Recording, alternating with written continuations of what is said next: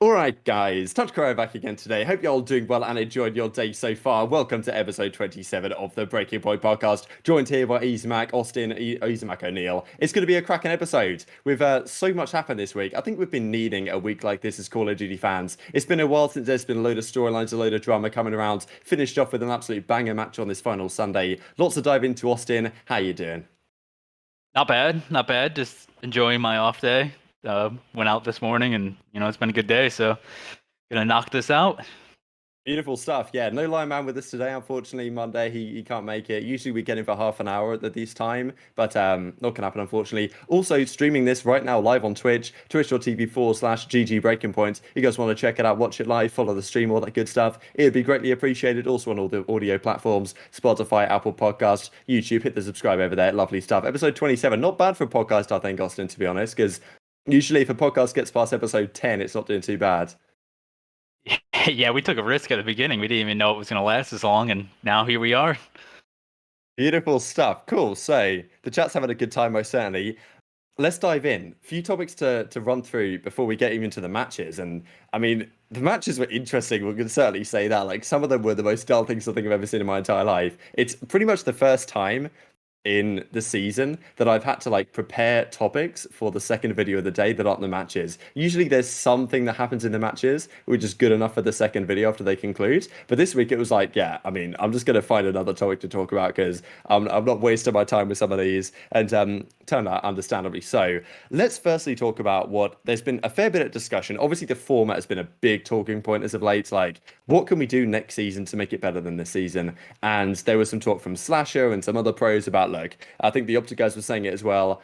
What if we just like get rid of the regular season? I don't think it's something that's going to happen, but could we go back to some sort of format where it's effectively tournaments only? I mean, last year, in effect, it was all the home series with only 8 teams in attendance. It was kind of like a tournament only type format thing going on there. Of course, only 8 teams in attendance wasn't ideal, and this season I think that they've taken a step up in terms of the amount of Call of Duty that's been played. And for the majority of the season, I think it's been pretty all right. It's just been these last couple of stages that have dragged on a bit, and there's been so much COD, and it's been tough for the pros, right? You guys playing all the time, barely any days off. As you said, like the break before Stage 5 was pretty much the only week off the pros have had this entire season, and you guys and the staff as well, and the production guys, I'm sure, on the CDL side. So it's been a tough season. It's been a hectic season, and just the way it's formatted, I think a lot of people would have said it could be better. Of course, there are issues with doing things that are, let's say it's tournament only, right? Because that means that the bad teams go out straight away. You don't get the broadcast time X was talking about, like all the teams, if you pay the same amount of cash, you want to have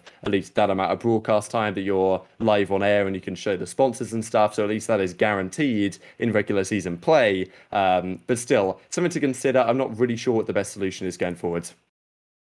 I think they should go back to kind of what we had in Black Ops 4. I know at the time, like a lot of people were saying that that was like the test year for franchising, and that if it was supposed to come that year, I think, and it didn't end up happening, and then now we got Modern Warfare as the first year.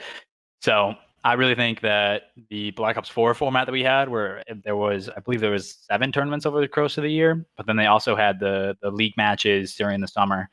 I do think some combination of that would work better. The problem is that the league does need to generate revenue, and the best way to generate revenue is broadcast hours. So by having league matches, that's like pretty vital to the business plan that the league has, and you kind of got to respect that too, because with everything that's coming with the league, you do need advertising, you need that. So broadcast hours are important. So I think what we're gonna have next year is probably, like, what I'm hoping for is more tournaments, like actual tournaments where it's just pool play one day, next day bracket for the weekend. But I still think we get league matches, but they just have to find ways to make the league matches more exciting and like worth more in the overall picture, because a lot of these league matches right now, it's just people are checking out. They're just not entertained by like some of the when lower teams are in the mix. So you just got to find a better balance. And I think like this year was maybe a little bit too heavy on the league play side. So maybe next year we'll get more of a shift into the more of tournament vibe instead of league play.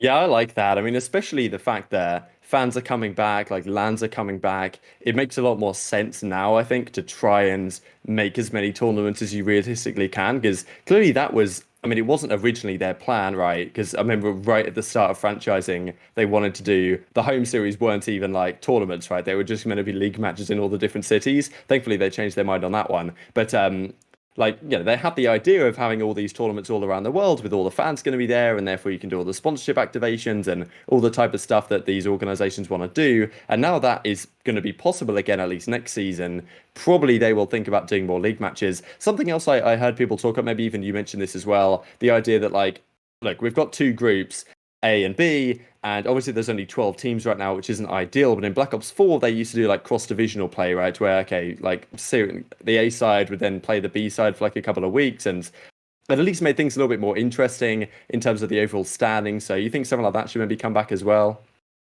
It would be interesting. They have to find a way like what I would like is kind of like how what League of Legends does, what Overwatch did, and I think year 1 and 2, where they had a studio and where all the teams would go to the studio, play matches, and that way you can either do groups, you can do like a group show, you can do something where there's 3 groups of 4, and you can kind of have like like a little pool play around like double round robin matches. They just have to find ways that either like there's not a lot of travel involved, and where hopefully it's on LAN, and then where we can still make it entertaining for fans. And right now, like it seems like they're just going through the motions with these pool play matches right now, and we just have to find a way to make those pool play matches more exciting. They're never going to be as exciting as tournaments, but we just have to find a way to make it more exciting somehow. And it's really tough to do that. That's something they're going to definitely be looking at this for the next couple of years.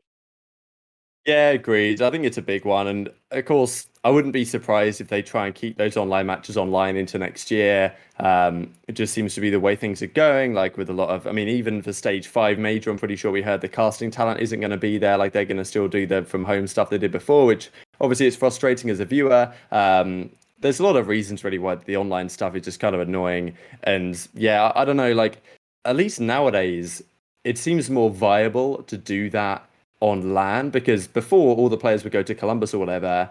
In terms of travel, it gets kind of complicated. But nowadays, the majority of the teams are in Texas, or at least the majority of the teams can get there pretty easily. So, it's not too bad the whole travel implications as it used to be. And I don't know. For now, like we're not having people fly out to Paris and London. I don't know what the league matches look like for next season or whatever the case may be. Obviously, I'd love to have another London event, but right now you can't even travel to the States and vice versa. So it gets a bit complicated, Austin. But hopefully they figure something out.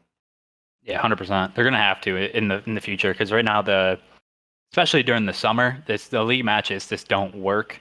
I do think they work during the winter and during the early part of the season, but you really have to ramp up for the end of the season, especially during the summer when so many things are going on and your competition just to get viewers is really tough. So definitely gonna have to look at the schedule in a bunch more detail in the next like 1 to 2 years and really find something that works better for everybody.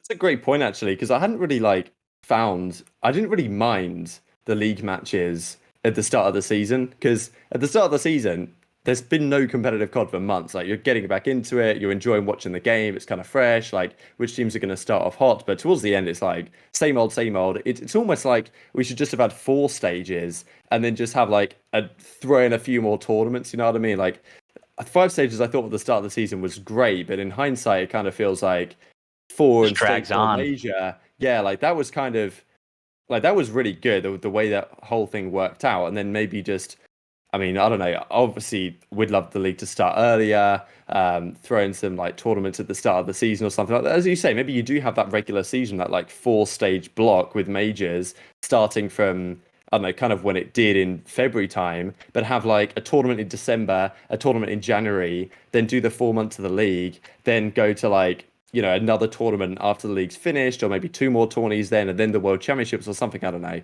Like, there'd be a way to sandwich it better, I think.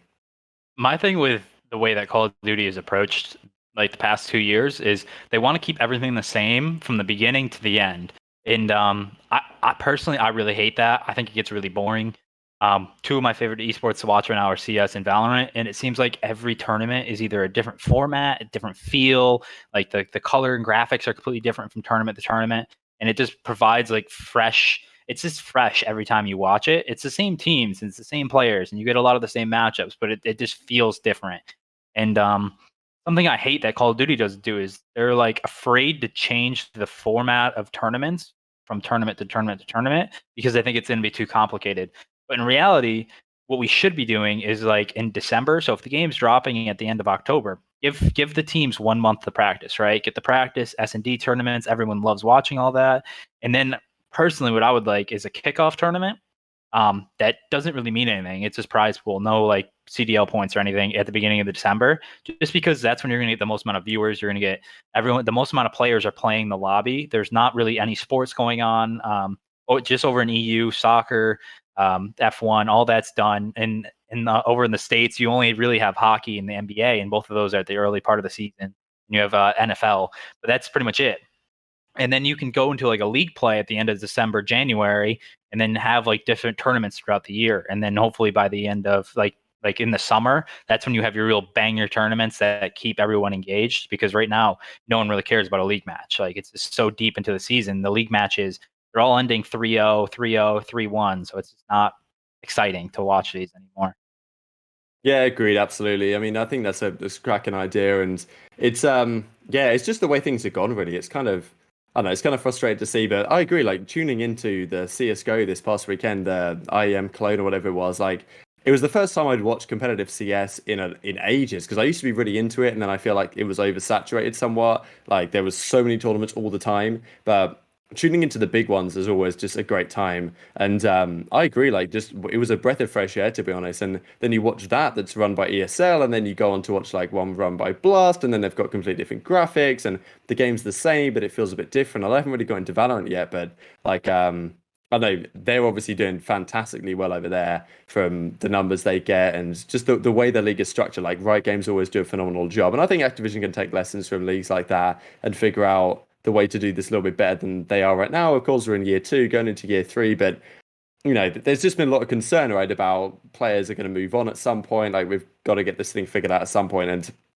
on that topic, right, OpTic, there was some discussion this week on the podcast because you guys might remember during the last off season, Scump got fined, and he talked about it quite publicly and is very frustrated about it for playing like a sponsored Raid Shadow Legends stream during the off season as a professional Call of Duty player. Now, of course, that was during the off season, and what I imagine he was fined for is because probably someone whose contract is like you can't do any like paid streams of other games, but still, what has been kind of interesting is the OpTic guys as of late have been playing a lot of Valorant on stream. Now, the OpTic guys, it wasn't the players themselves, it was like Hitch and Bose and Hex, and I think it was Maniac on the podcast or the pre-show, one of the two.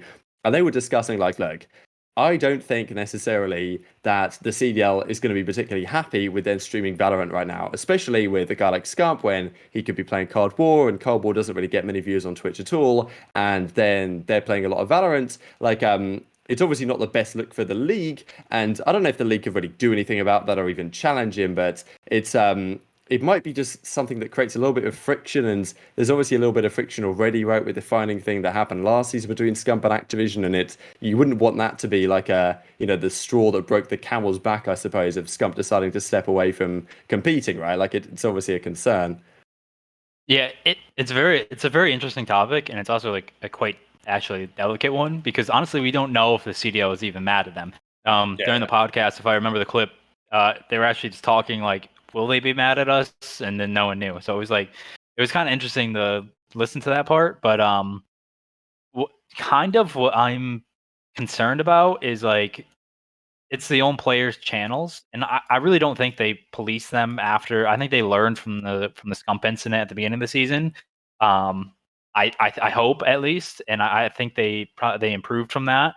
So at the end of the day, it is the players' channels, but they're also representing franchises that are technically owned by or like part of an Activision partnership. So like I get both sides of it, but at the end of the day, like there's got to be a way to allow these players to just make content because at the end of the day, it doesn't matter what game they're playing; they're making content that are engaging, building fans in themselves, building fans for the brands that they are working with.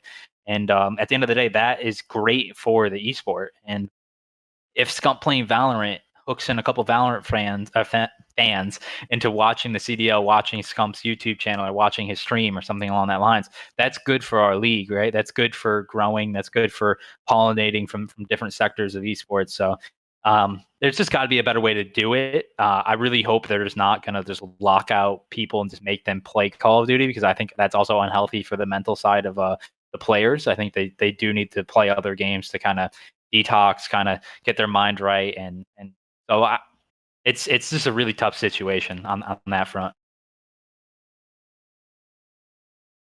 Oop. I'm unmuted now.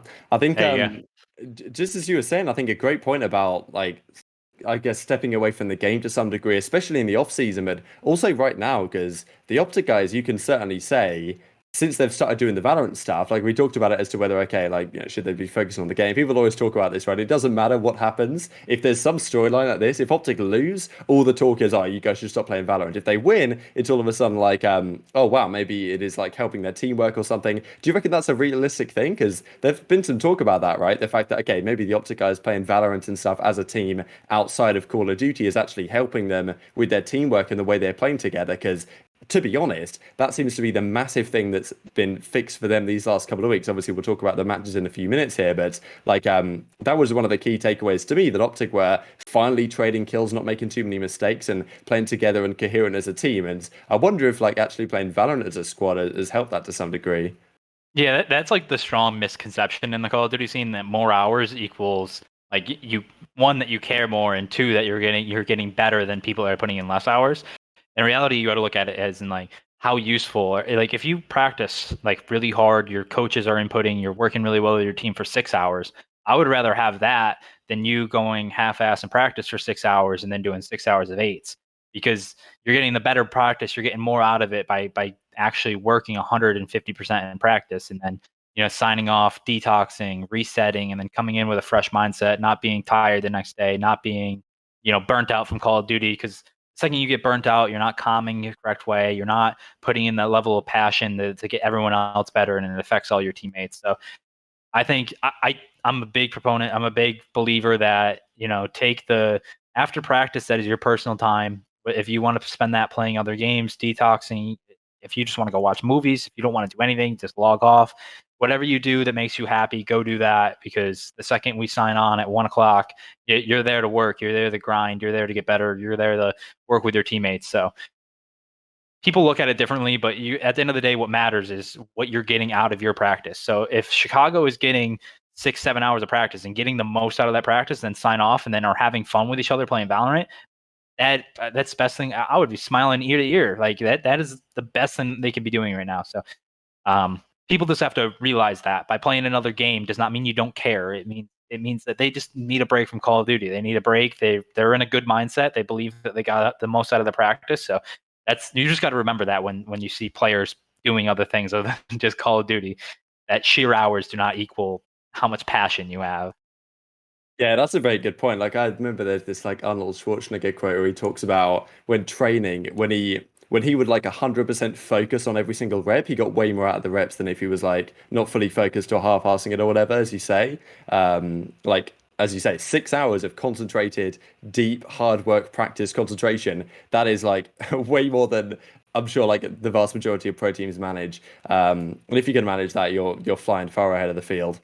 A team that's had a difficult time is the Paris Legion. Well, I thought they were going to have a difficult time coming into this week. As it turns out, they're actually in a pretty good spot. But I don't know exactly what happened here, but rumors came out a couple of days ago that Scraps had effectively tried to quit their team, and he'd said, look, he doesn't want to work with these guys anymore. He's off the scene, and then he dips for like a couple of days or so. He's been talking on stream the fact that maybe he's going to quit. Like, obviously, the salary over at Paris isn't great. Like, they're playing the minimum, and he's probably looking at his brother Wuskin and thinking, okay, maybe Warzone could be the play. But he quits for a couple of days. Supposedly, they're looking to get like Hamza in the meantime, formerly Glowfrosty, and the team to me seemed kind of chalked. Then Scraps maybe realizes, okay, well, hang on, if I just walk out here, they might just void my contract. Probably better come back. He walks back into the team. You would imagine like the vibes on that team would just be completely shot. And I didn't really have much high hopes for Paris Legion coming into this week, but it seems like Scraps has maybe artificially manufactured a honeymoon period, and they've looked all right. And we'll talk about their matches in a second here, but still kind of strange to see Austin like stuff like this, especially given the rumors about Scraps last season, right, with the London guys and a lot lot of people talking about that he was there, him and Waskin were the guys there. They didn't like care as much as they could have done, like not turning up to practice late and this type of stuff. And then you hear a story like this, it's kind of, it's not the greatest look. So at the end of the day, you got to remember that these players are competitors and they want to win. So Paris, obviously, we can all agree, have not had the best year, and it's very frustrating. Guys of this caliber, they expect to be winning. They're all veterans, besides Zap, but even Zap is not, I consider him a veteran. He's been around for 4 or 5 years now. So they all want to win. It's a frustrating year for them. So I can see where Maddie's frustrations have come from, and maybe he just checked out for a day. I don't even really know. Apparently, he tried. Maybe it was just a bad day for him mentally, physically. He just wasn't there, and I feel like everyone has those days. Everyone wants to quit at work one of those days, and then it's all about how you come back. So he came back. He played phenomenally the next game, which I think is really important. The team looked really good. They've been honestly pretty solid. They've had chances to win matches in the past. They're a pretty good respawn team. It's always been S&D that's been hurting them. So, I having worked with Matty, I have huge respect for him because honestly, I think he's one of the harder workers in the CDL. So, seeing that story, instantly, I was just like, he's just having. It was just it must have just been a bad day for him. There must have been more to it than just that. So it's kind of hard for me to gauge that, but looking at Hamza as an AR, I think Hamza is actually a really good AR in the challenger scene. It's actually really interesting. A lot of the challenger teams are going through a roster mania right now, which is actually going to be really interesting to watch. I think there's a bunch of teams that are breaking up, so I just wish we could see Hamza in because every time they break up rosters and restart, I kind of feel bad because you have to relearn everything. So he has been one of the more consistent ARs up there. Tom Gravity is obviously the pinnacle for consistency in the challengers, I think, but Hamza's right there with him. So it would have been nice to see him in. I'm expecting we'll see him in the future in. So it was kind of exciting to see that they were actually looking at him. That means that at least they did some sort of scouting and they saw something that they liked in him. So that's definitely nice. Yeah, that's a good point, right? Because a lot of teams don't necessarily seem to be doing the best job of that, right? I don't know how many pros or the coaches pay incredibly close attention to the challenger scene, but it's probably not as many as should be.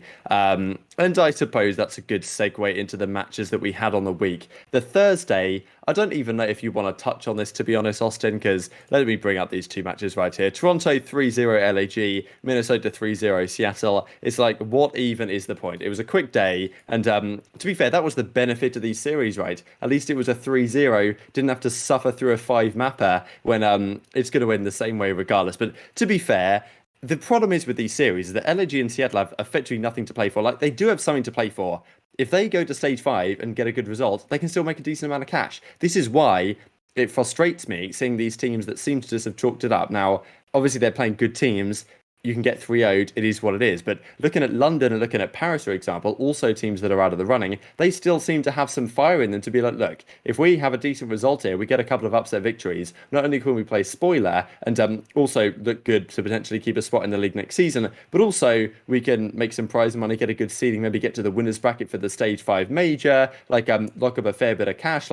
There is still something to play for, and I don't know, LG and Seattle seem like teams that have almost just chalked it off at this point. I mean, on the other side of things, Toronto, they need to keep winning to try and get the 2nd seed. Minnesota need to keep winning to lock up the 6th seed. So it's just one of those days, to be honest, Austin, at this point. It's I was struggling to... I'm pretty sure this was the lowest day of viewership the entire season. I don't think it broke 20K, which I think is a new record for the CDL. So congratulations, gentlemen. See, this is what... Going back to the format, this is why I don't think we should have league matches this late in the year. This is why league matches are more exciting at the beginning of the year because you don't know what's going to happen. There's a lot more upsets. There's a lot more interesting storylines.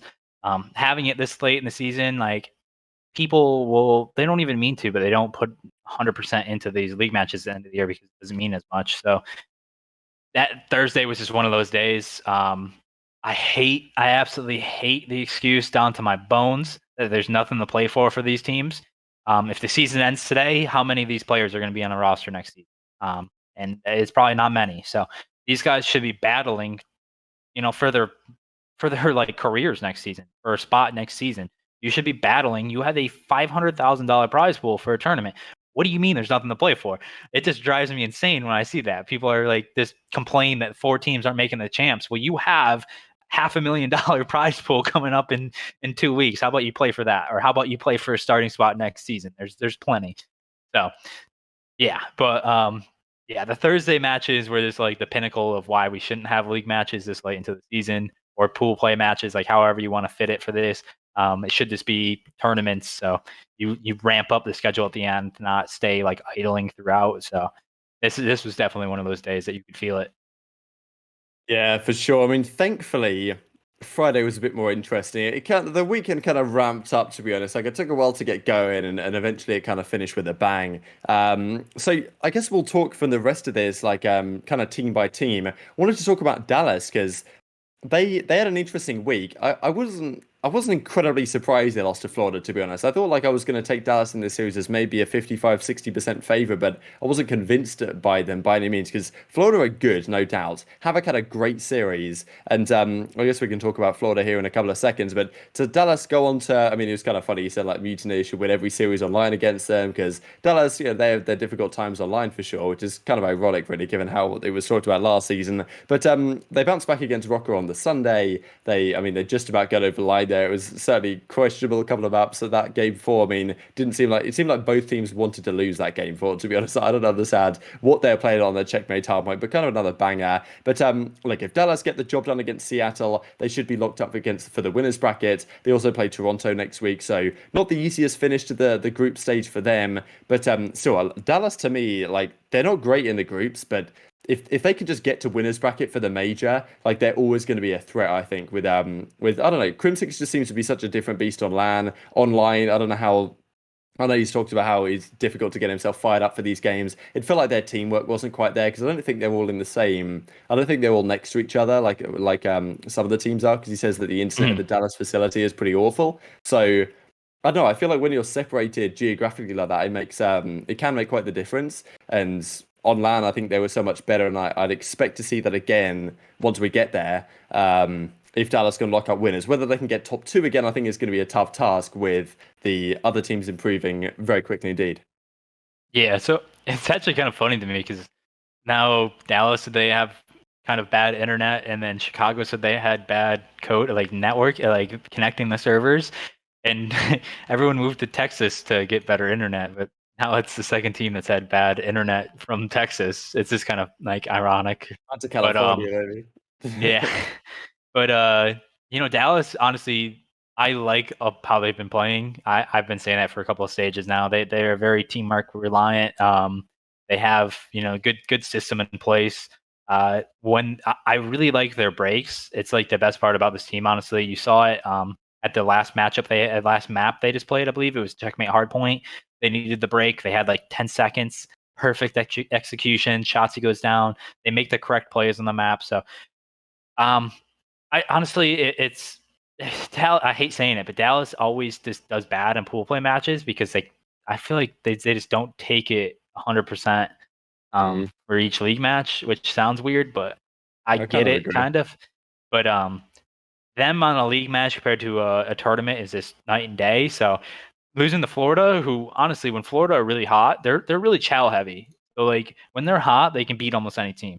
But when they're cold, when they're taking these challenges and losing them, that's when they can lose any team, and that's why they've been really inconsistent throughout the season. And it really felt like they were just really hot, like hot versus this Dallas team.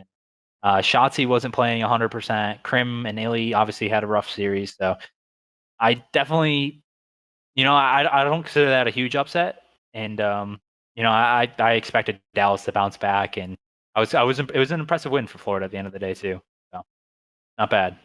Yeah, no doubt about it. And I guess the next team is LA Thieves. So it's just confusing to me, right? This Thieves squad because they have such a great start. They beat, of course, New York game 5 round 11. They get the job done.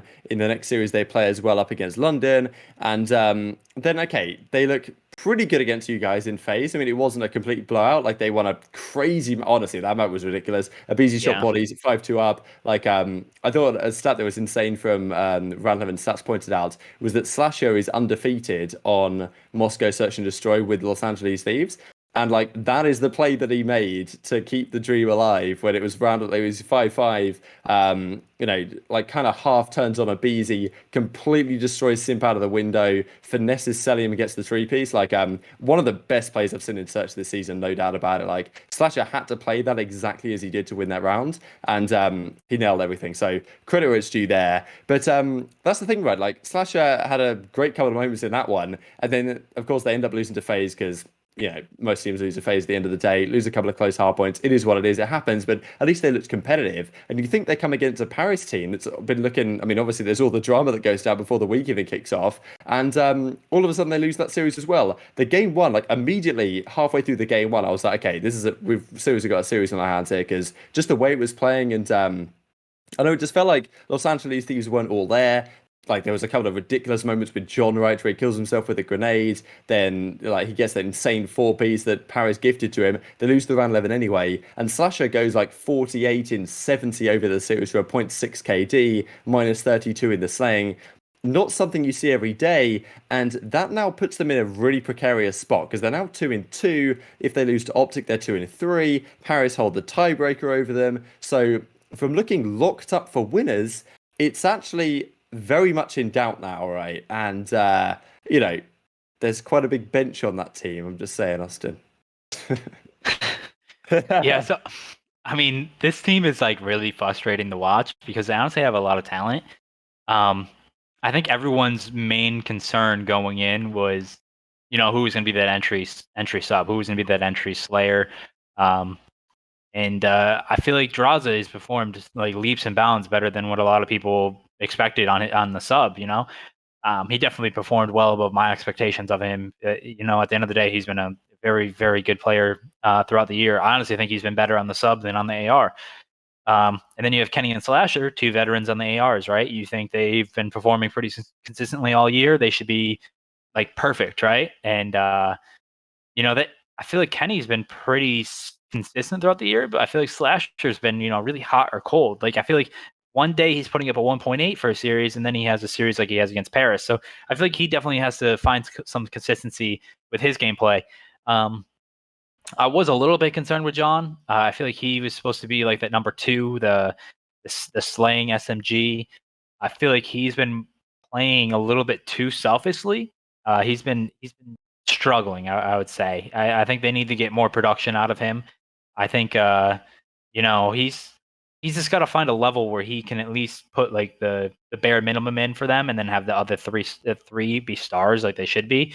So he even said it himself. He's been doing a lot team wise. He's been doing a lot to help out the team. He just has to find a good like middle ground between doing everything for the team and slaying. So he's just got to be just a little bit more towards like focusing on himself in some situations.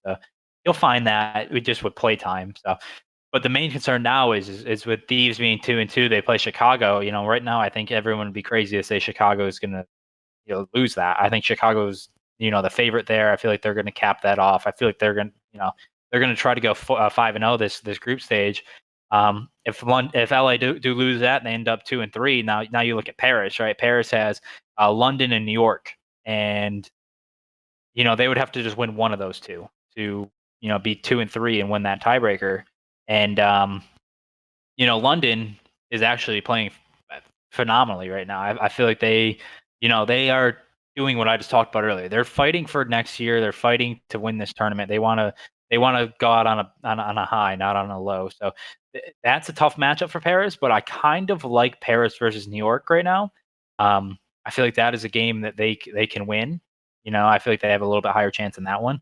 So if Paris just wins one of those, then they're in the driver's seat. They're in winners, if I'm not mistaken. So, or unless actually there could be a three-way tie. Yeah, let's actually have a look at that real quick. If London wins against Paris, then Paris beats New York, then LA, Paris, and London are tied. 3-3. And then Thieves beat, I mean, how badly did Thieves beat London? Did they, was it convincing? Kind of forget.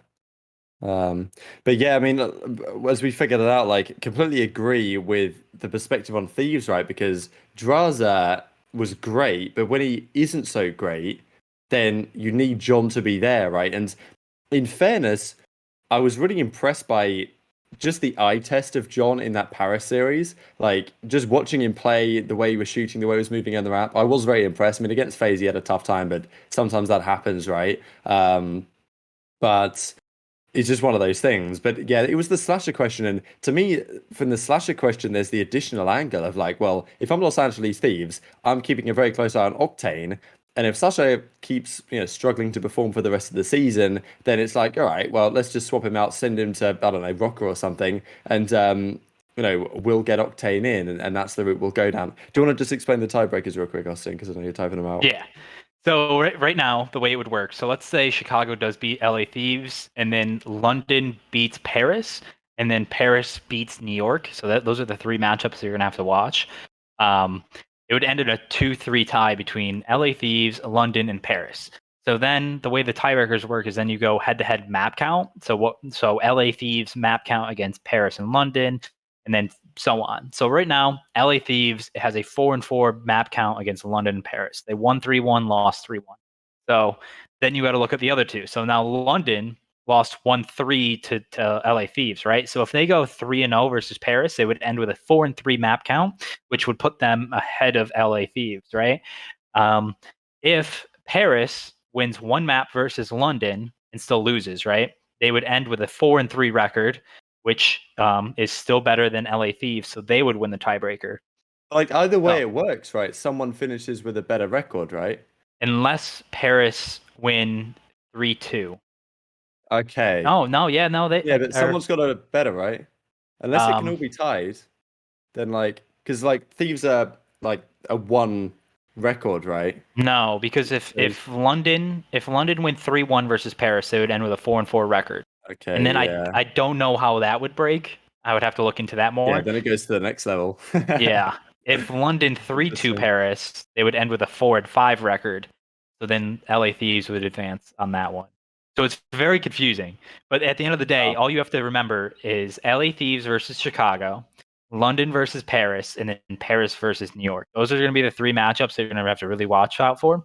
And at the end of the day, what really matters for this is, one, these three teams are fighting for winners. And two, LA Thieves is actually still fighting for a 60 seed. So they need to catch up to Minnesota. And it's much easier to catch up to Minnesota if you're starting in the winners bracket than having to do a losers bracket run from literally the bottom to the top. So that's going to be basically their tournament life for champs, actually, too. So you don't want to start in losers at champs. So it's actually going to be an insane matchup between them and Chicago. They're definitely going to be playing their hearts out. And then if they lose that, they're going to be sweating all weekend. So Yeah, yeah, very true. Interesting question yeah. from Websify in the chat, right? Just asking, like, because wrapping our heads around there was a bit of a challenge, and I know the CDL guys seem to have a struggle with it as well. It's quite often they'll put it up on stream, and it's like, okay, well, if this happens, then this. If this happens, then this. Which is kind of how it works. Like, I don't know if there's a better way to do these tiebreakers. You think, Austin? Like, I kind of forget what we used to do back in the day, but it's always like, do you do head-to-head map count? Do you do like this? Do you do that? But like three-way tiebreakers, maybe you kind of have to do it like this. It's tough to say. Yeah, I think that's always been map count in the past. But the problem is in the past Call of Duty formats that we've had, we've always only had four people in group. If you remember back to when OpTic didn't make the champs bracket because they finished 2-1, but everyone in the Yeah. group, the top three all finished 2-1. It went to head-to-head map count, which is why they only needed to win one map versus Aches, because then that would have they would have won the head-to-head map count. So it's always been there. It's just you're seeing more three-way ties now with 6 teams in a group compared to the 4 in the past. So even though it's really confusing right now, the reason why it's so confusing is because we have so much time in between the matches, so you can really dissect every single match and what that does for the you know the tiebreakers for the future. If we were playing all these matches within like 3 days, it wouldn't be as confusing because by 24 hours you would know, you wouldn't have to like think about it. But I do think it's actually kind of cool that we get to break this down, even though it's really complex, because it adds more storylines. It makes those 3 matches actually insane to watch for the next, week. It gives us way more storylines to look at. The CDL just have to do a better job of projecting those stories because what would be cool is if they came out with a video on like Wednesday saying these tiebreakers, showing why these matches are important. So then going into the week, you're like, oh shit, I gotta watch this matchup. This is the one I want to watch. Instead of 20 minutes before the match, you're learning these scenarios because then you're thinking of the scenario in your head while you're watching. And you can't really appreciate what's going on in front of you. Yeah, I agree. Like you do a better job building up the storylines in the CDL do, to be honest, Austin. Like it's always a good time for sure. So yeah, I mean, cracking stuff. We've got to talk about though the rest of that group A, because when we initially broke down group A, it was like, okay, wow, let's have a look at this group. Okay, you've got obviously you've got OpTic in there, you've got FaZe, you've got Thieves, you've got New York, and it was like, okay, London and Paris at the bottom, then the other four, who gets fourth, right? That was the question. New York are already 0-3. They still have to play FaZe, and they play a Paris that's looking good. They're 4-7, 4-9, sorry, in map counts. They have, I mean, they're already chalked for winners, most certainly. I don't know. Any thoughts on this team? The loss this week to London was like, I know Methods kind of said it on the flank, right? That this might just be like a completely crushing loss for their confidence and whatever. And of course, they've still got time to turn it around. And they're guys we talked about the whole season, when their backs against the wall in actual matches themselves, they tend to be the team that can get the job done. Whether that can happen now, though, is a big question, because they were so good for a time and now they're just falling off at the worst possible time. And it's, I think, been one of the big stories of this stage, that the stage 3 grand finalists are now looking like, if anything, one of the weakest teams in that pool, which is it's surprising to see, but like they've fallen off and other teams are improving. Like it just is what it is sometimes. So I actually have a lot of thought on this New York team. I've been like, because it's honestly really interesting to watch. I'll start this off by saying mixed teams for me. So a mixed team would be, like what we had Black Ops 4, the FaZe team, when we had Trey and Scraps, when you had 2 English guys with 3 North American players. That mixed team, I believe, can work, right? Because you have mainly English-speaking players playing together. When you have someone that is like a French or Spanish or anyone of that sort that doesn't naturally speak English, I do not believe mixed teams can work when you have that. That started with me from CS and Valorant. Mainly, so when you play CS and Valorant, you speak really slow. But when you go for like bomb retakes, post plants, when the communication gets really hectic, I've talked to a lot of teams in those 2 esports, and they even say like language speaking is not the issue. You can speak perfect English. It's the listening. It's hearing a call saying, let's do 2-2, boom. The whole team does exactly what they're supposed to do, right? The listening, hearing, and doing the split second reaction is really what's important, and why I think mixed teams don't work. And in Call of Duty, that issue is kind of amplified. I think when everything is so snap, snap, snap decision, you really have to create a system that works for that. And I really think New York had that system down, really, really well in stage 3. Hydra is honestly, he's an incredible talent. He has amazing gun skill, and the team was playing the perfect system around him. The other 3 were kind of picking up the fundamental slack. I don't know how to put it. They were working around him being able to play his own game, right? And I think that stage 4 major, when ASIM was out, even this that 2 weeks, just kind of messed up the system, and now they're kind of frustrated, which is, it's harder to pick up the pieces when that happens, and they're just in a tough spot right now. And I feel like they're suffering from frustration, motivational issues, and communication. I just feel like their communication, when you watch them on the map, Tommy broke this down perfect on the flank the other day. He showed a clip of him. It was Clay telling Mac to push, and Hydra pushed into the yellow crate on checkmate on P4. He pushed too far when Clay was trying to tell Mac to push plane. And like that one little communication there flipped them. They ended up losing the entire P5. Instead of being up by 80, they were down by 40 going into the new rotation. And just that one play, that one miscommunication where that happens, it affects your entire game, right? So I think what makes Clay great is he's such a micromanager. He's such a, he pumps the entire team up. He kind of got that from Aches, I have a feeling. Like Aches was a lot like that way. And I think Clay has been known to be great at that. And I feel like he was killing it doing that with the entire team, all three of them, through stage 3 and the beginning of stage 4. And then he's been kind of, just mentally, I feel like it's a tough time for him right now. I feel like COVID's really getting to him. I feel like he's just kind of just mentally drained right now, and I feel like that's affecting his ability to micromanage, which is affecting the ability for the entire team to play fundamentally correct, which affects their ability to win matches at the end of the day. And I feel like that's really hurting them. And I dispute a lot, but at the end of the day, the fundamentals aren't there in the matches, and that's what's making them lose. And it's just little mistakes, this little that are just affecting these huge mistakes. And just a week off for this team, kind of like how I said for Chicago, just a week off just to mentally recheck, come in. They have 4 great players. Mac was one of the highest flex players going into this stage. Asim and Hydra are a great sub duo. Clay's been one of the best main ARs. I just feel like they just need to mentally reset, get it together, and then revamp for, honestly, I wouldn't even be focusing on stage 5 at this point. I'd just be resetting for champs. They just have to remember what the bigger picture is, remember what the end goal of the season is, and just mentally get it together. Not put so much pressure on yourselves to win every tournament.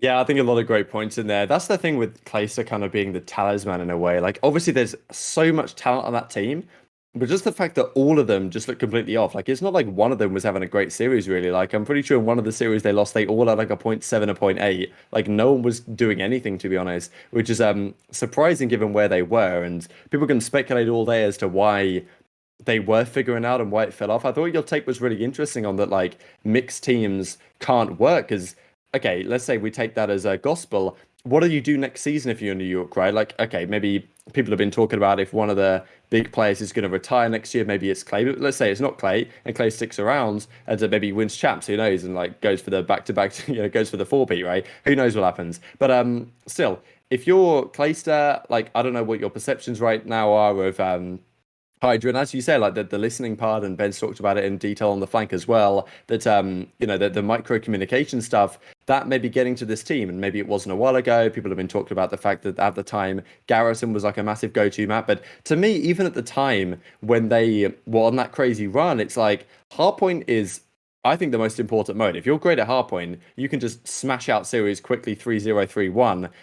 And as soon as your hardpoint falls off, like you've got to go to game 5s, you've got to go down to the distance. And I feel like eventually their hardpoint was going to suffer to some degree. It's the same with you guys on FaZe there. I'm sure every team right now is watching all of your VODs and trying to figure out some way to beat you. People were doing exactly the same thing with New York's hardpoint, thinking, okay, let's just ban out Garrison. This is what they do. This is how they play around Hydra. And now it's not working for them. They're probably getting in each other's heads. And it's just not looking great. But what's the solution, right? Because as you say, we haven't seen teams with this kind of mix of players when you got Hyder, a French guy, and the rest of the North American guys, or a team obviously from Canada. But we saw, I think Toronto, they talked about it where they tried to bring the Spanish guys in at the start of last season and pretty quickly realized that's not going to work, and they went a different route.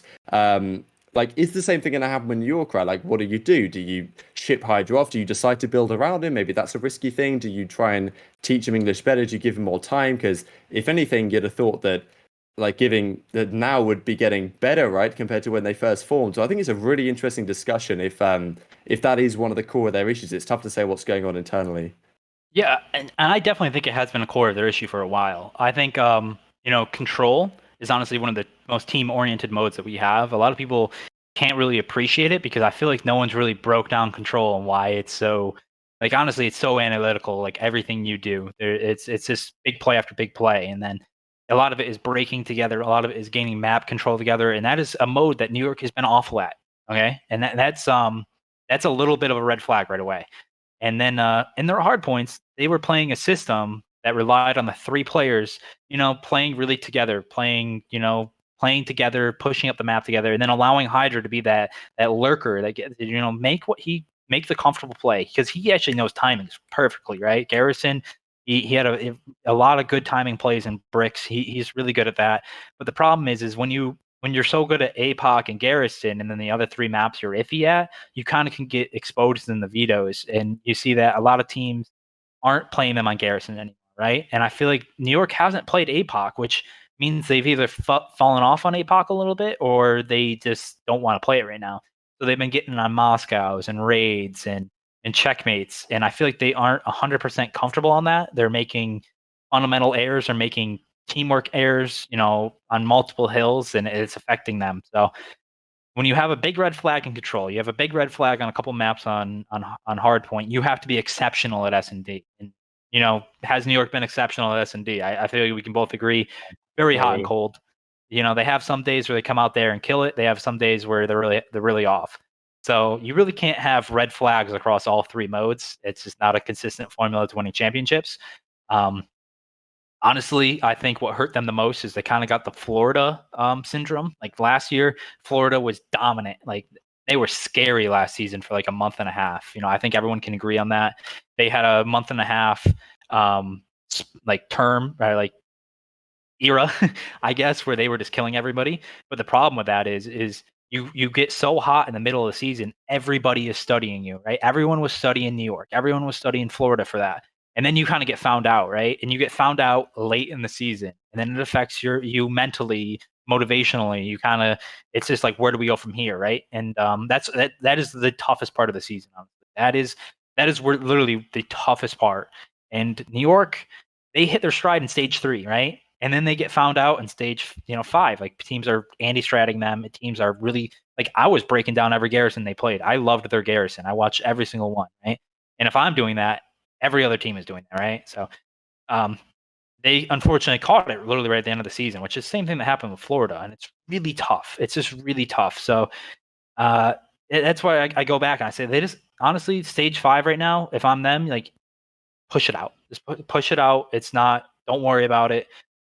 We have to mentally recheck ourselves. We have to mentally get into that place where we can compete for champs. Okay, we have to go back and figure out a new system. What's a new system that we can create where we go out and can put our fresh squeeze on what we used to do. And that's one of the hardest things to do. And if they do it, props to them. It's going to be amazing to see. But it's something really hard to come back from. Honestly, I hope they do. I hope we have a lot of challengers going into the end of the year, and that's honestly important for the growth of the league. So, yeah, it's a lot. It's a lot to think about, honestly, for that New York team. As a COD fan, I want them to be competitive. I'm sure that the FaZe in you thinks, okay, it wouldn't be bad to have one less competitive knocking on the door. But I think a great point you made with regard to Florida, right, how they're in a similar spot. I wanted to talk about them next because, to be fair, we've still got a fair few things to run through here. They were looking really good. Like Los Angeles Guerrillas, to be fair to them, put up something of a fight in the second series. A little bit sloppy from the Florida guys. That kind of shows their thing, rather. They come out and look so good against Dallas, and then against LAG, it gets a little bit suspect. They do get over the line. And still, this is a team that, look, Havoc had a great series, especially against Dallas. And to me, that is the thing, right? Your SMG duo is you live and die by it. And Neptune has been absolutely out of this world these last couple of stages. I don't think gets enough credit yet. I'm sure will in time for what he's been doing as of late. But when Havoc is right there with him, and Havoc isn't expected to be that guy. When Slacked was in this team, he was rarely dropping crazy numbers. And to be fair, Havoc has probably hovered around similar numbers, to be honest. But the couple of series he has turned up in that have been recent, that's when they really take over, right? So that's the kind of X factor for this team, that if he can perform and if the SMG duo is firing, like Florida, as you kind of hinted at earlier, can take down a lot of teams. I think they're a really scary prospect here because they, of course, they're fighting tooth and nail to try and start in winners. But even if they are in losers, they're such a scary team to run into. And of course, at the upcoming major, right, they could be a massive threat. Yeah. So honestly, I think it was Maven or Merc. They brought up the fact that Neptune is honestly following the same like timeline as Shotzzy was. At the beginning of the year, Shotzzy really struggled. By the middle of the year, he kind of play style. Instead of playing just objectives, he started slaying a little bit more. And by the end of the season, it was just like, whew. And now you get Neptune. And Neptune, honestly, I always thought he was always going to be the better entry fragger, right? And then I as the season got along, I feel like he was trying to play that role really hard for this team at the beginning of the year. He was trying to be like that guy just sliding in, and Slacked was the one that was making all the lurks, right? And I feel like Neptune has finally started to realize that he doesn't have to be ahead of the pack constantly. He's got to play more with his team. He can still take a lot of chows. You just got to know when to take those chows. And I feel like the timing is starting to click for him. You're definitely seeing a lot more like individual plays out of him, which just shows his talent is just crazy. You're also seeing a lot of patience out of him, a lot of like you can see the mentally planning going on the map. You can see, the team's actually doing a lot of work, and shout out Ricky Tura and Willett, because I feel like those two guys do a lot of work with this team.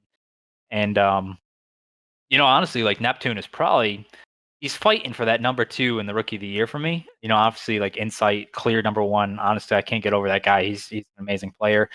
But honestly, the growth on Neptune from point A at the beginning of the season to now is just honestly, it's been really awesome to watch, and it shows like the potential in a lot of these players if they just continue to get the right leadership behind them and to grow, which at the end of the day is just really important to every amateur and young players. Getting that right, either coaching staff behind you, right leaders, as what Dallas had last season with Krim and Clay and Ray coaching them. So that's just something some of these franchises are have to learn and have probably watched a couple of these other franchises do. Look for that more in the future, I hope.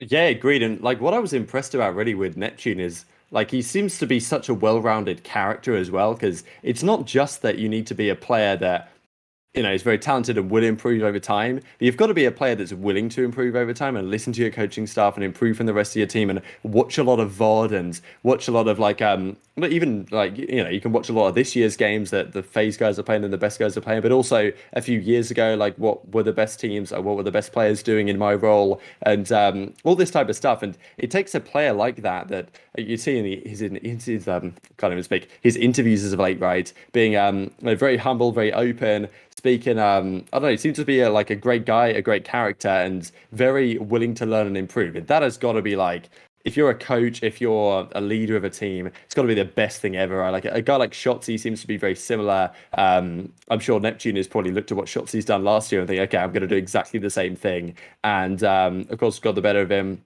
just a few days ago. So really, really exciting. I think you've got to say fair play to Florida as an organization, the management and the staff over there for finding these pieces, right? They found Awakening last season. They obviously Skies has been great for them since he joined, and he was probably going to find his way somewhere, but they managed to snag him. And now they picked up Neptune, right? I'm sure Ogre 2 has something to do with that over on the general management side. But fair play to those guys, and also obviously you've got to give a lot of credit to Toronto Ultra, right? Because when Insight was initially picked up as a substitute at the start of the season, that was a questionable move. It was like, hang on a second, this guy's an assault rifle player, like the only guy who's ever going to replace his methods. And guess what happens? And guess who become still probably maybe not the second scariest team in the game right now, because we've got OpTic Chicago knocking on the door. But still, they didn't even lose a map this last week. Obviously, they play some of the weaker teams, expected to get the job done. But they do so in pretty emphatic fashion. This is what the best teams do, right? They come into this series, they get the job done, no doubt about it. Bigger tests to come though, still for Toronto. I think that they've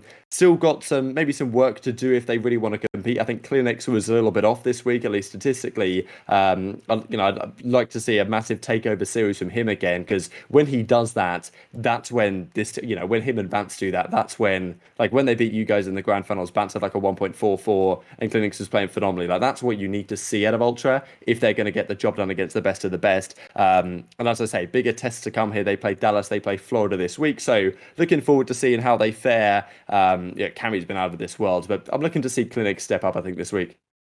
Yeah, definitely. Kleenex is a very, very good entry fragger. I like him a lot. I like his play style, but sometimes he does get a little bit overshadowed by Cammy and Insight, especially when those two guys are just feeling themselves. But honestly, I feel like part of him is he doesn't have to put up numbers, because I feel like Vance is playing really, really well. I feel like honestly, if I had to make top 5 players right now, honestly, I feel like Bance or top 5 SMGs. I feel like Bance might crack the top 5. He's just been really unappreciated. I feel like he's also the CDL or the IGL of the team.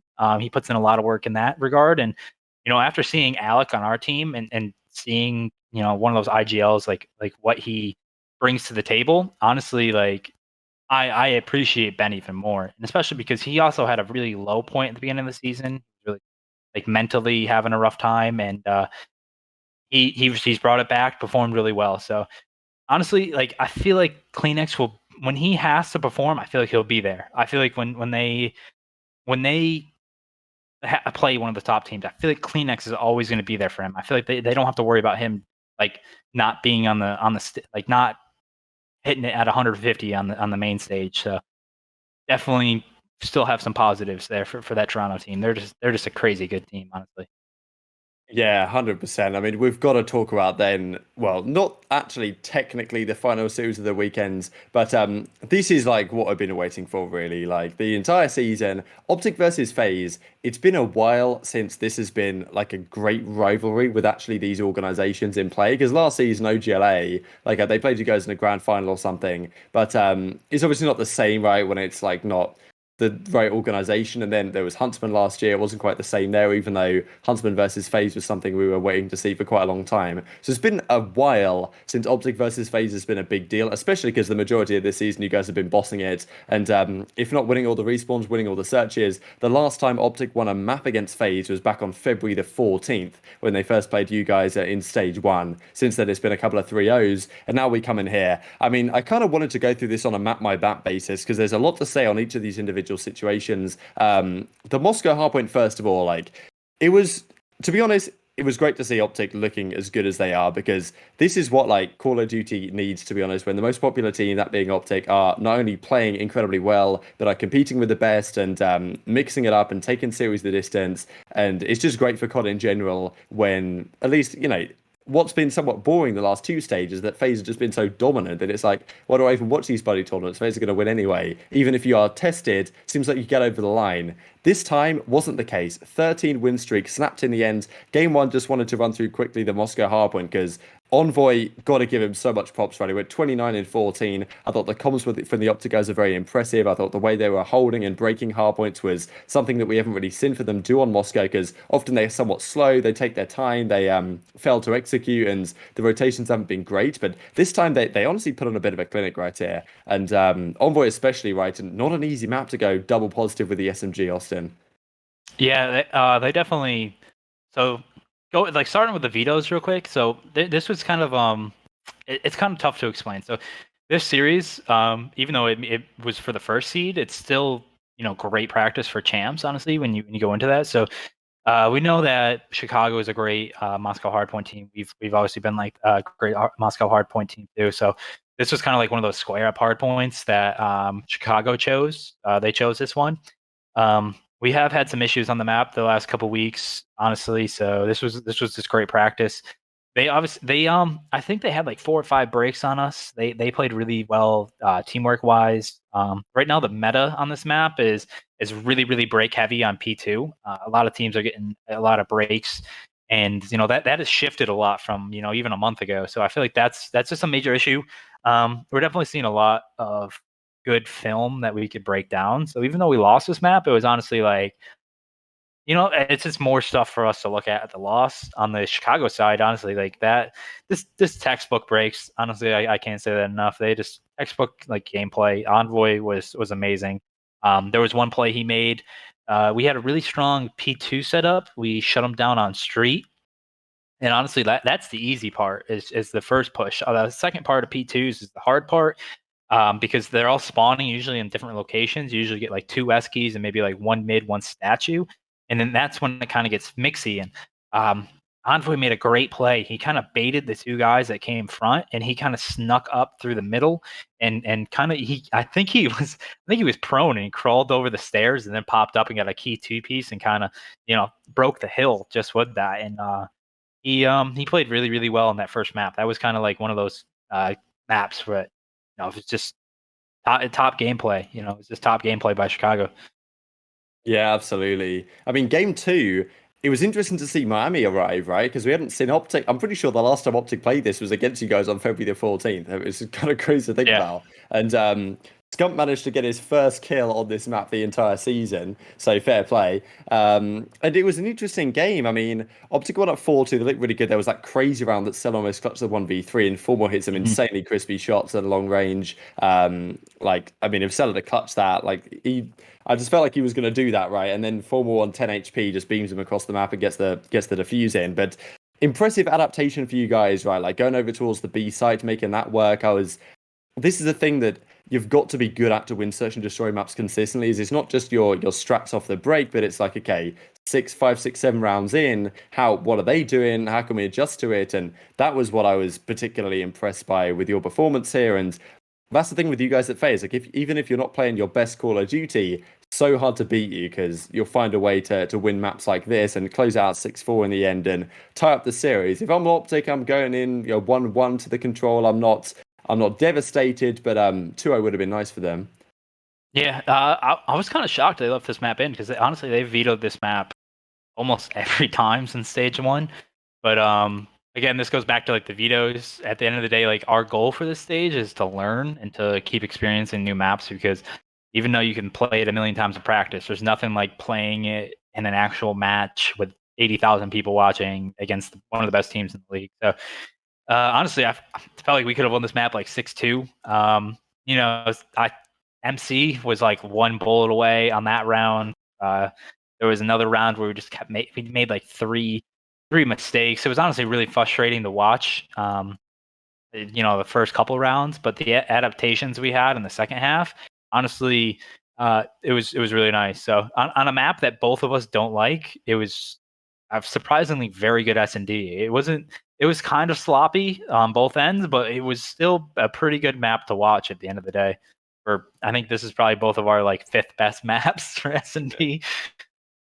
Yeah, I mean, for a Miami search, it was quite entertaining to watch, which is not all that often, to be honest, on this one. I mean, the game 3, finally, we got a good control. This entire stage, I'm pretty sure there had not been a single round 5 in a control the entire stage, which is so crazy because at the start of the season, it was all defense, offensive win. Raid was the only map where that wouldn't always happen. This was just great to watch, right? And I was really looking forward to seeing this Raid control because you guys are impeccable at it. But OpTic individually are like so good at where they position, and like we talked about it before, right? Like Dashy's incredible around open stairs, Envoy inside like zigzag, around bottom pool house, Scump inside art, and also inside kitchen at times doing some crazy stuff. And Formal had a very solid series as well. So this was a really interesting map. I was incredibly impressed. I mean, you guys almost won a couple of crazy rounds, but the OpTic guys win a control after you take a 7-win streak in that game mode, get snapped right here, and it was good in a way because some people, they were making excuses about like FaZe that they didn't play their best maps or whatever. Which, okay, obviously you're still trying to experiment and do certain things with the vetoes, but this is certainly one of your best maps in the game, and it was good to see that OpTic, could compete right here, right? Because control is such a crucial swing mode. It was a massive one for OpTic to win, especially going into an apocalypse. Yeah, so I brought it up just so I can look at that last round again, but honestly, it was really back and forth. I honestly enjoyed this. I love raid control so much. Honestly, I think control is one of the most underappreciated modes we have because I honestly feel like there's a lot of teamwork. I just feel like I wish the CDL would just put a little bit more content around breaking it down and showcasing why it's so like fun and why there's so much teamwork in it. Honestly, that first round we had a pretty massive life advantage. We had a couple chances to win. It was honestly like one of those mistakes where you don't stack. Where if you don't stack, you get like one more. If you stacked, you have like a 75% of winning the round. But if you don't stack and get that one more wave, you kind of 100% lock it in. And we went for the get that one more wave of kills. We were 1 kill away and just couldn't get that last kill to win the round. That really hurt us. OpTic played really, really well in their offenses. On that last round, I feel like we did a good job off the break. We locked it down. The thing that hurt us the most is we left. Going back to find it right now, real quick. We left one guy alive. OpTic 4 hit through mid. They got through kitchen, and we kind of diffused that situation. But we allowed 2 people to get the basketball, and by that time we just couldn't regain control. When you have these split pushes on both sides, it just takes one big individual play for it to break one way or the other. And OpTic had that individual play, and then by the time that was it was just over. So, just crazy map to watch. Honestly, like even though we lost it, that's just one of those ones where it's just the better. It's not like we played super sloppy. It's just the better team just won that map. And honestly, as a CDL fan, that was good to watch because I hate blowouts on control. So. It was nice. It was definitely nice to watch that. Great COD, no doubt. And then you guys going into an apocalypse, and it's like, this is interesting because at the start of the season, when you guys kept playing Apocalypse, the results in the matches weren't going your way, even though you were looking very good in practice on it. The last couple of times you guys have played that map, your backs have been against the wall. Like here, you're down 2-1. At the grand finals of the Major, you were down 4-3. Both times Apocalypse comes up, and you just played it incredibly well. I mean, some of the rotations, like OpTic went up by like 60 points early on, and then you guys held pretty much a P3, P4, P5, P1, P2 rotation and just completely trounced them off the map. OpTic got a few points at the end, but the game was long over by then. Very scary. I don't know, like, what you think about OpTic's decision to like go for this map, because I think it's understandable, but at the same time, if there's any map that they've been probably weakest on in the hard points, it may well have been this one. So I was kind of surprised to see it come in, especially given what you guys did to Dallas at the previous major. Yeah, so I believe they vetoed Moscow Hardpoint. I can't remember, Oh, they but played Moscow Hardpoint was map one, though, no? oh So what no, did they no, do to okay, yeah. Raid? So they left Gary open. So I think we vetoed Checkmate. They vetoed Raid. I think Yeah, Raid is honestly their weakest hardpoint. Um, I think that might that's be why they true, got that actually. out of there. And Yeah. I think Moscow they're most comfortable on. And then I think they like the pocket pick of Garrison. Um, Mm. obviously Checkmate's really strong for them. So they either want to get on, Moscow or Checkmate, and then their pocket pick is usually Garrison, which leaves APOC as just a weird fourth. Um, they kind of just leave that in there because I think they can play it. They had some nice moments on the map. That's kind of how we ended up on that one. OpTic. The thing about this map, honestly, this is my favorite hardpoint. A lot of people don't like it, which I think is weird because honestly, this map, fun fact, is as slow as Moscow in terms of engagements. It's very very slow, very slow. It's very technical. It's very rotation heavy. Um, it has a lot of good breaks or holds. It's really hard to break. It takes a lot of teamwork, right? What I hated is at the beginning of the year, everyone was comparing it to Hackney Yard, right? Because of P2. When in all honesty, P2 has not even it gets broken quite frequently now, right?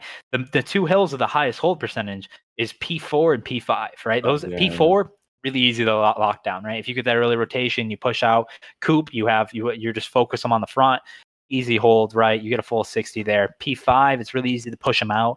The only way you really get broken on P5 is if you really let them get low and you try to go for spawns for P2 a little bit early, and then they can flip you from there. So people really overblew this map for P2, and it really hurt its image because a lot of times when your favorite players and teams are saying this map sucks, you're just like it's terrible, right? When in reality, if you watch the gameplay, it's actually one of the most technical maps, and that's why I like it. It reminds me of one of those like Hacienda Arsenals from Black Ops 4, one of those like rotation heavy. It actually takes teamwork to break. So um, going back to it, yeah, OpTic took a 89-12 lead after the P2, and like instantly, I wasn't nervous. I knew the second half of the rotation, we're pretty good at locking that down. We're in practice, we're pretty good at breaking P2, but that's not the end all be all of that map. So it was 89-12 after the second hill, and then after the fifth hill, it was 154 to 99 us. So they scored 8 points within the next three hills. And from there, I was just like, okay, we just have to keep chipping away, right? Don't let them go crazy on that P2. And we ended up getting the rotation on P2, got 56 points on that. And by that time, it was 235 to 107. I was just like, okay, we can just chip damage the rest of the map, and we'll be fine, right? So, I, honestly, pretty happy map. OpTic, you can't really be upset. The breaks just didn't come that time around. Like sometimes you just don't get the breaks you need, and it's not like you got outplayed a ton. It's not like that. It's just you had some opportunities to get some breaks. It just didn't go your way. And for us, it was just like, okay, we had some really strong holds and stuff to build on. So it was honestly a really good map to watch. Yeah, agreed. And then the game five, I mean, wow. This, I just wanted to focus on Envoy again, because not only did he have a great map one, a great series, but this is where, and with some exceptions, because OpTic still did some things, I was like, what's going on there? Especially when they went up 4-2 and Envoy's flying out back alley when he's nearly got streaks, gets caught off by Sal. It's like, oh my God, here we go. Like, just throwing rounds down the pan, to be honest, which is, like, I don't know, both teams kind of did that at times. But Envoy, this has been one of the real big talking points, I think, in the last couple of days, is that earlier this season, there was talking from TJ and from other players like, is Envoy too predictable? Is he always on the flank? Is that all he's playing at? Here, he like also kind of did that when he could find a gap because he's got this incredible intuition for when there's a gap to be found and when to hit that flank. But he was also playing like a beezy, right? Like he was just running in their faces, getting popping pieces. And there was one round I particularly remember where I think it was like Scump got a kill and then Simp was chasing him and Scump just about saw him, hid in the corner. Then Envoy came around the corner to get the kill and Scump would have been there for the trade. And it's just moments like that where Scump and Envoy were kind of looking like Simp and Abeezy on the map, which is what OpTic have needed, to be honest, because Simp and Abeezy is the way to play COD right now, at least in this game. Stack up on each other, play together, play aggressive, and make space for the rest of the team. And finally, we saw Envoy and Scump doing that, and especially Envoy in this final map was just incredible. The fact it goes round 11 was insane. I thought there's no other way this series could finish. And OpTic actually clutch up, and I think obviously there's a lot to say here on this map individually, but just the fact that OpTic have got over that mental hurdle of not only beating FaZe, which is in and of itself a massive achievement, to be honest, especially where they were the last couple of times they played you guys, but also winning a big game 5 round 11, right? Because there's been several of them so far this season that haven't gone their way. The Rocker one, the 1v3, the accuracy lineup, the Toronto one, whatever major it was, stage 3 major or something. And there's been a couple of other ones as well that they've lost in pretty big moments. This could be massive for them going forward. So crazy day of COD, and the viewership was also out of this world for a league match at the very least, like peaked almost 90k, I think, which is we haven't seen that in a while. Yeah. I mean, honestly, this is going to sound weird, but this was kind of like a win-win. It's going to sound really weird to say, but after we lost to LAG, I remember I even said it on here, it would be the best thing that happened. Honestly, we were on a 13-game winning streak. It's like, I would rather it just be done and over with going into the end of the year. Honestly, I say it's a win-win because, look, I mean, did we want the 1 seed? Sure. But honestly, now we get to play on that Thursday at the major. We don't have to wait a day. Which is actually really good. I would rather do that. But honestly, the win-win part of this is we now have 5 maps against arguably one of the top 4 teams in the league where we kind of got exposed in some areas. And we get to watch that. It's now a motivation. It's a little bit, not a wake-up call, but now it's just like, okay, now we have a little bit more motivation behind us in practice, which honestly, if you take a loss the correct way, it could be one of the best things for you, right? You have so much you can get out of a loss. The difficulty is getting everything out of a loss that you should. So a loss to OpTic and a loss in that fashion and that round 11 game 5, it's not as hard to pull out stuff from a loss, So there's a lot of stuff we're going to take from it. It's one of those series you grow from. It's one of those series that help you learn things that you should know for champs. It's definitely it's just definitely a good. It's one of those good losses. It's one of those losses where I'm not even mad we lost. I'm more happy that we had some good Call of Duty, and I'm happy that we get to learn from it and see it all. And honestly, even though I would have liked the smoke OpTic to keep their confidence low, like now the next time we meet up, it's going to be like epic, and I'm sure all the fans are going to love it. Exactly, yeah. It doesn't get too much better than that as a Call of Duty fan, to be honest. So, yeah, I mean, what a set of matches we had. We've already had a cracking show. We've been bagging on for like an hour and 15. Thanks to all in the chat right now. I'm pretty sure we're like peaked to like 100 viewers not too long ago, which is like great stuff. If you want to hit the follow on the stream, that'd be great as well, if you're still sticking around. But a few of the things I wanted to mention. Firstly, I think we could touch on the MVP nominees for the MVP of the league, of course. And there was some talk about this. Of course, you guys on FaZe got a fair few nominations. Simp, Abeezy, and Celium all up there. You've got Shotzi from Dallas, and you've got Cammy from Toronto as the 5. There was some talk. I mean, from my perspective, Dallas deserved to have some player up there because they came second in the major to you guys, incredibly close. They were also in the grand finals of the major against you guys in stage 1. They've been the team outside of Toronto that's been the closest. And Shotzi, especially in the latter half of the year, like these last couple of months, has been absolutely spectacular. So I think that's understandable and worthwhile. And maybe they're also thinking, looking at last year, he was the MVP last year. Probably makes sense storyline wise to put him up there. FaZe guy is no brainer, I think. Like RST statistically has obviously been the weakest, but like, what could you say? All 4 of them could have probably earned their spot there. And then they've got Cammy from Toronto, which I think a lot of pros would probably say, yeah, damn right, like he's the best player on that team. There was some talk about Insight, right, because of what he did to that team. I was saying in the video today about the fact that, most valuable player in the sense that he came into Toronto and was clearly a revelation for them in terms of what he turn that team into. So maybe if there were 6 players, I would have liked to see insight there. But I think that this 5, all things considered, is probably about right.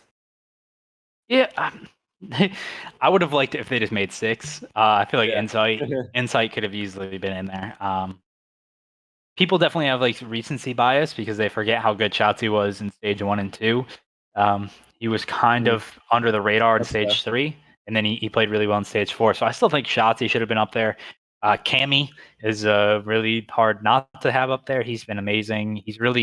I honestly like his growth in his gameplay.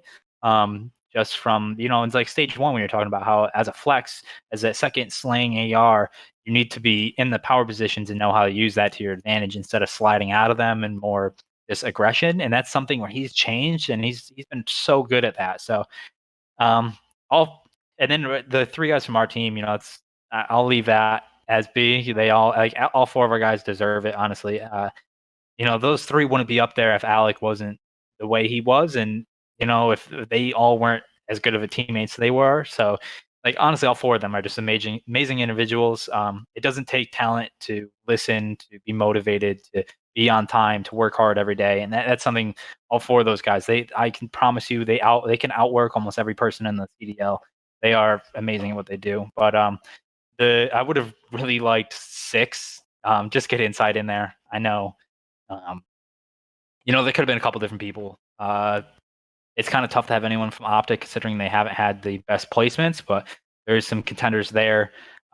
There's more contenders on Toronto. There's more contenders elsewhere in the league. So it's honestly picking 5 people for that is almost impossible. You're not going to please everyone, but honestly, 6 having Insight as that 6th man. It would have been funny considering he was the 5th man for Chicago Toronto at the beginning of the season, and then he's that +1 in there. But he definitely, honestly, he's deserved it. He's been so good. Agreed. Yeah. Let's we'll finish off with a couple of things. First of all, we'll talk about this week's games. We did talk about some of the important ones as well. And then we can take a couple of questions from the chat, most certainly. So yeah, I guess I'd be interested to know your take first of all. I guess we can look at some of these matches first individually. The New York Paris one is first of all, Thursday is actually interesting this week. Like both of these matchups are pretty good. OpTic versus Ravens. I want to see what London can do.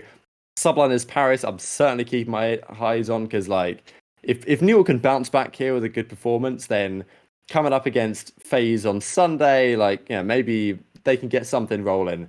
But that's certainly one to keep your eyes on. I think OpTic Thieves is always exciting, and you've really got to keep your eyes on as well, I think. And Ultra versus Mutineers is good, but Empire versus Ultra on the Sunday, I'm really looking forward to that. I think that Ultra probably should be favourites here just because of the online stuff. But the fact of the matter is, there's a big fight going on right now for the 2nd seed, and that is massive come champs because you guys are locked up first. So there's 5 points in it right now, I'm pretty sure, between Empire and Ultra. So yeah, right now Ultra at 3-4-5, Empire at 3-4-0. Literally 5 points in the battle for the 2nd seed. If Empire can win that and they win their other matches and the Ultra win their other matches, they then leapfrog them. But of course, so much to be done at the major, most certainly. I don't even know what you're pointing at. Oh, it's the boys. Oh, he had the standings up for a second. The standings up. Sorry, I wasn't looking at the stream. I thought that was kind of funny. But good stuff, over. A cracking production for the boys. This is why we do it live, baby. It's just beautiful stuff. But yeah, I guess any thoughts on the week, Austin? And who do you then predict on the whole is going to get that 2nd seed and get that 6th seed? Because that's what a lot of people are talking about. So first, CDL, please do some content on either tomorrow or Wednesday about why literally every single day this week is honestly so important. So one, Tuesday, remember the 3 matchups that I said are key for the winners bracket for Group A, right? You have New York and Paris, you have Paris and London, and you have OpTic and LA Thieves, right? So those are 3 of the important matches. 2 of them are on Saturday, 1 of them is on Thursday, right? So that New York and Paris match is huge, right? Paris has to win that, right?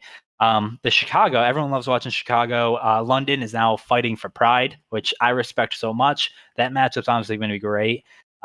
Friday, honestly, with both of those teams fighting for the 2nd seed, if the CDL, really promotes how important that 2nd seed is, then both of those matchups are crucial. Like Toronto and Dallas have to win both of those, right? That's crucial for for the 2 seed. Toronto cannot lose that because if Dallas wins, they leapfrog them, and now Toronto is in a must-win situation on Sunday. Then you go to Saturday. Obviously, 2 of the 3 that I mentioned are, the first one's Paris, London. London has to win that if they want a chance for the winners bracket. LA has to win that versus Chicago if they want a chance at winners bracket. And then even Minnesota versus Florida, they're fighting for the 6th seed. So that one is super important as well. And then on that Sunday, like granted, the LAG Seattle isn't amazing, but everyone loves watching Octane. Everyone loves watching that team perform. So that's a good matchup. Then we have us versus New York. We're 2-2 versus New York this season. This is like a grudge match. So this honestly means a lot to both teams. They both want to win this. And then finally, like another battle for second. This will determine who's in second place going into the major. Dallas and Toronto. Honestly, this might be my favorite matchup to watch the entire week. And it's honestly, every time there's a homestand, they usually put the person that's throwing the homestand, which would be Seattle, in that last slot. But I am beyond happy that they put Dallas and Toronto to be that last matchup because holy cow, that's going to be a banger. Absolutely agreed. I mean, yeah. What's your take then? Because for me, who gets the 2nd seed? I'm having a tough time calling it. Where is it? Bring it up. Yeah, here we go. So I mean, wow. I think Ultra win this personally, and I think that can Dallas outplace Toronto by like 15 points at the major? They basically have to like win it or something. So I reckon Ultra find a way to get the 2nd seed and 6th seed.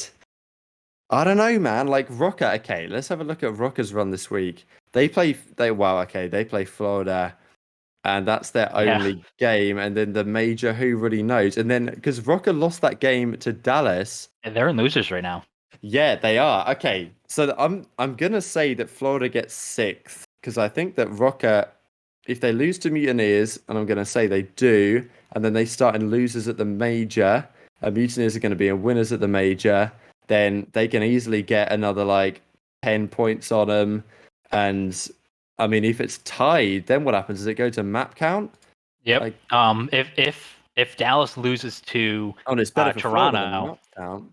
Yeah, if Dallas loses the floor to Toronto and wins their other matchup, then Minnesota beats Florida, and then Florida loses to Toronto. All 3 of them, or Minnesota, Dallas, and Florida, will all be 3-2. Which again, you start getting into these tiebreakers, which is why again, CDL, please just do like a 20-30 minute video that's breaking down all the key storylines before this week, so we actually have everything going in, because honestly, between the 2 and the 6 and then winners bracket, it's actually insane this week. But if I had to pick a 2nd seed, I'm going to go with Toronto. I feel like they're really consistent. They've always been that presence. Honestly, if they didn't have a really horrible stage 1, they would already have this 2 seed pretty much locked up. But I have a lot of faith in them to win this and then do good at the major, which is a key part of this too. I think them and Dallas are going to be fighting at the major, honestly, for this. It's going to be super close. Especially with Dallas's growth at the major 4. And then for the 6th seed, honestly, I have Florida as well. Just for the fact I think Minnesota will start in losers, which affects their win probability a lot. Because if Florida beats Minnesota, they'll be within 10 points. And then like automatically, let's say Minnesota just loses in like the 1st or 2nd round, Florida will automatically have the points needed to pass them. So honestly, I'm probably going to lean with Florida, especially after the 3-0 start they've had. It's honestly the growth in that team is honestly, again, Ricky Itura and Willett have been really fresh of breath air on this team and helping them like grow throughout the season. Yeah, and it's in their own hands, I suppose, as well. You can look at it from that perspective now, because if they beat Rocker, then they're within 10 points, and then if they just win the major, then even if Rocker make the grand finals, they still get another 15 points on top of them. So like it's within their own hands, you could say, which is a nice thing to think, to be honest. It's nice to have that confidence. So let's finish out with a couple of questions from the chat. I think there was you can pick one out, Austin, yourself. I think there was one that I wanted to bring up, which is like this one from it's Turtle, but it's something like that. My apologies. That's IU Turtle, I think. Oh, is that IU Turtle? That might be right. I think so. That probably is right. Let's just say Turtle then. That'll do. Yeah, that probably is true. if the CDL were to expand, do they need to add another channel to broadcast games? If they're hell-bent on televising all matches, they need to add one. Old tourneys would work with tons of teams because all matches weren't broadcasted, right? Which is, I mean, it's an interesting question. I think we certainly had this talk last year. It was my first impression when I went to the London home series in February 2020 was like, I've got to watch Paris versus LAG on the main stage. I just don't care. Like that was my initial impression was like, I want the big games on the main stage. And then just as it was at CWL London the year before, hosted by Gfinity in the Black Ops 4 season, you'd have all the games that, less people cared about, obviously still important, but less people cared about on the Bravo, Charlie, Delta, whatever. Now, the perception was the reason why they're not doing that is because they want every team pays $25 million. They want the same broadcast rights and time as all the other organizations. I imagine they've been promised that. However, it's, I don't know, it's tough to say. Like, tournaments in and of itself mean that the best teams get more broadcast hours. So that's just how it is. So maybe you can find a way to make this work because it would mean it would make things more interesting and you could do more with tournaments because let's say we bring back 16 teams and we want to do group play into a bracket, like you can't stream all those games, at least in a reasonable viewing day. So they're probably got to be thinking about this, Austin. I'm not sure what you think, if there is a solution to this. So this is actually a really complex issue that goes back to the MLG days. Usually you lose a lot of money by having a Bravo, Delta, Charlie stream. It just doesn't bring much money in. But also, this has also been talked about. Everyone doesn't know if it's been done correctly yet because there is ways to do it without losing a lot of money. But honestly, I have a little bit of a more different take.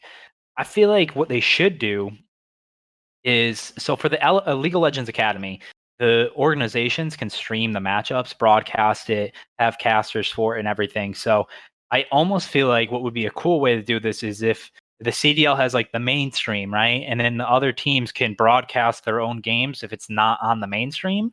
I kind of feel like that would be something where then it wouldn't be on the CDL, right? They would focus on their mainstream, make that the best product they can, right?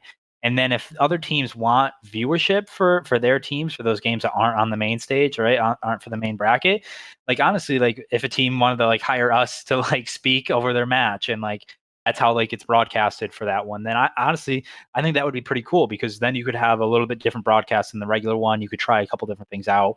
Honestly, you could hire Esports Engine to. I bet you they would get a lot of offers to run streams that way. So I feel like that's a creative way to fix that. For the future if they ever do have too many matches for the broadcast, which it's going to be an issue sooner rather than later. So they're going to have to think about that, honestly. So, yeah, that's pretty much what I think should happen in the future if they don't go towards the Bravo and Alpha streams, A great idea, I think, for sure. Thanks for the question, Turtle, most certainly. And yeah, do you want to pick one more then, Austin, to finish off the job? There's a couple I was in the chat. Yeah, so I'll just go to the next one in the chat. This is it's from XPEMS 121. This is what's your take on Crim6 saying if Scump goes to Warzone, then it will kill a lot of viewership. So honestly, this goes to the second part of the broadcast that I literally forgot when I was talking about it. Is if we can start having co-streams, if they made the co-streams into the second broadcast, then that's a creative way to make sure viewership doesn't die. But if Scump were to retire and then co-stream matches for like Chicago and other teams, then that's a way to keep the viewership in Call of Duty, even though he isn't a player. Because I can tell you right now, Scump loves Call of Duty. He loves competing. Even if when he's gone, he's not gonna just disappear, right? He's gonna be mega involved within the Call of Duty space and the scene.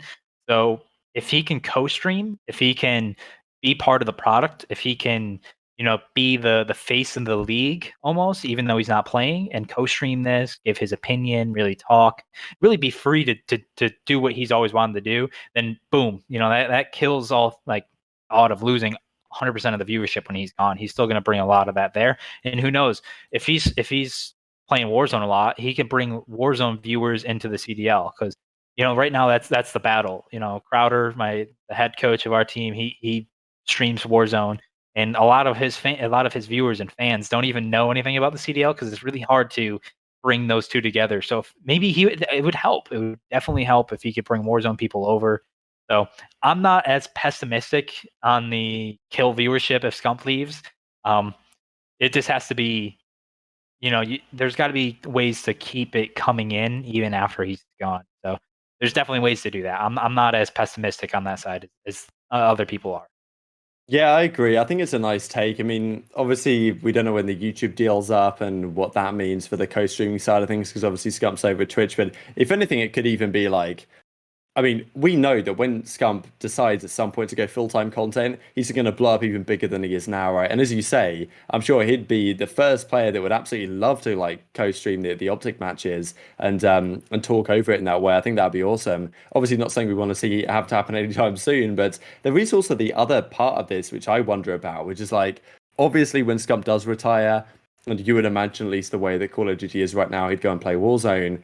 Like, what percentage of still OpTic fans still tune in for the OpTic matches? That's my query really, because I think that the OpTic guys have done a great job in building the brand and the presence of the guys in that OpTic team. Like Envoy, he's the next Scump, the Prince or whatever. Like if they do stick with their team, let's say for the next season, next couple of seasons, and then Scump does step away or Former does step away or whoever, like I think there's still a lot of weight behind those personalities, and Hex and the guys over there certainly know what they're doing in terms of building those brands and those personalities up to the point where the OpTic fans still care about the team and want to tune in even when the talisman of the team is gone. So I don't think that necessarily the CDL viewership just gets cut like by 30% overnight when Scum leaves. I think maybe the OpTic viewership goes down by like 10-20%, but I don't think it's as big of a deal as some people are thinking, because I think still a lot of OpTic fans are invested in their organization and their team, not just the fact that Scump is there. Now,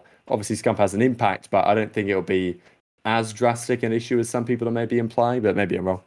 See, I'm more of like a glass half full kind of guy on this. So like the way I look at it is if Scump does retire in the future, right? Like how many hours do you think in the day he puts towards competing, towards preparing, like for everything, right? It's got to be like 7-8 hours a day, 7 days a week, honestly. So if he's not doing that, imagine him doing 7 to 8 hours of content for OpTic, right? Imagine him, helping, bring back all of that into the like what OpTic was in the past, right? Imagine how big that OpTic brand can grow, right?